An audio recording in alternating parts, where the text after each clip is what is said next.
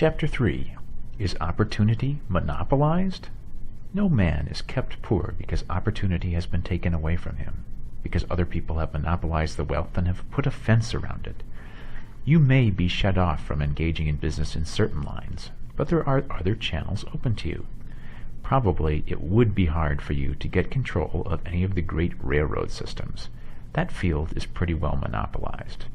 But the electric railway business is still in its infancy and offers plenty of scope for enterprise, and it will be but a few years until traffic and transportation through the air will become a great industry, and in all its branches will give employment to hundreds of thousands and perhaps millions of people.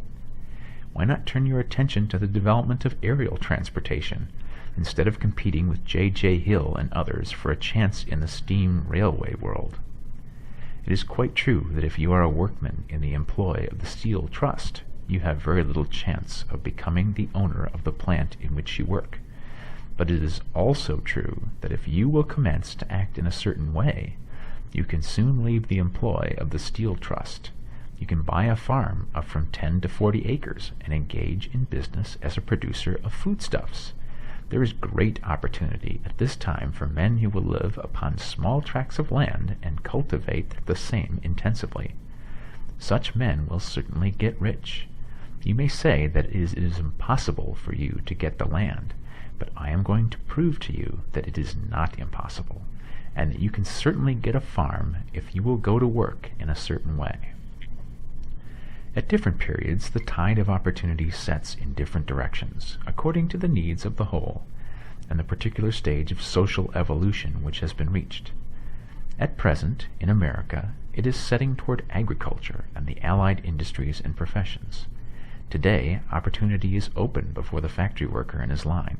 It is open before the businessman who supplies the farmer more than before the one who supplies the factory worker, and before the professional man who waits upon the farmer more than before the one who serves the working class. There is abundance of opportunity for the man who will go with the tide instead of trying to swim against it. So the factory workers, either as individuals or as a class, are not deprived of opportunity. The workers are not being kept down by their masters. They are not being ground by the trusts and combinations of capital. As a class, they are where they are because they do not do things in a certain way. If the workers of America chose to do so, they could follow the example of their brothers in Belgium and other countries, and establish great department stores and cooperative industries. They could elect men of their own class to office and pass laws favoring the development of such cooperative industries, and in a few years they could take peaceable possession of the industrial field. The working class may become the master class whenever they will begin to do things in a certain way. The law of wealth is the same for them as it is for all others. This they must learn, and they will remain where they are as long as they continue to do as they do.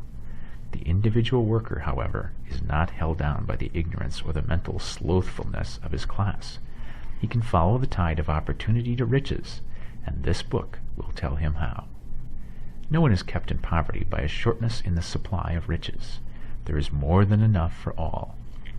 A palace as large as the Capitol at Washington might be built for every family on earth from the building materials in the United States alone, and under intense cultivation this country would produce wool, cotton, linen, and silk enough to clothe each person in the world finer than Solomon was arrayed in all his glory, together with food enough to feed them all luxuriously. The visible supply is practically inexhaustible, and the invisible supply really is inexhaustible. Everything you see on earth is made from one original substance, out of which all things proceed. New forms are constantly being made, and older ones are dissolving, but all are shapes assumed by one thing. There is no limit to the supply of formless stuff or original substance. The universe is made out of it, but it was not all used in making the universe. The spaces in, through, and between the forms of the visible universe are permeated and filled with the original substance, with the formless stuff, with the raw material of all things. 10,000 times as much as has been made might still be made, and even then we should not have exhausted the supply of universal raw material. No man, therefore, is poor because nature is poor, or because there is not enough to go around. Nature is an inexhaustible storehouse of riches. The supply will never run short. Original substance is alive with creative energy and is constantly producing more forms. When the supply of building material is exhausted, more will be produced. When the soil is exhausted so that foodstuffs and materials for clothing will no longer grow upon it, it will be renewed, or more soil will be made.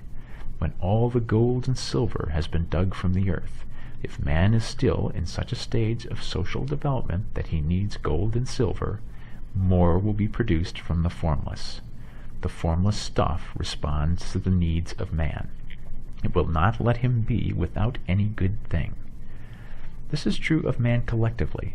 The race as a whole is always abundantly rich, and if individuals are poor, it is because they do not follow the certain way of doing things which makes the individual man rich.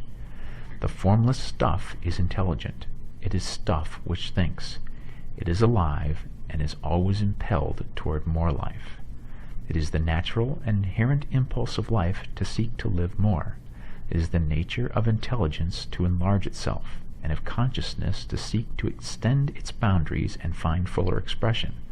The universe of forms has been made by formless living substance, throwing itself into form in order to express itself more fully. The universe is a great living presence, always moving inherently toward more life and fuller functioning. Nature is formed for the advancement of life. Its impelling motive is the increase of life. For this cause, everything which can possibly minister to life is bountifully provided.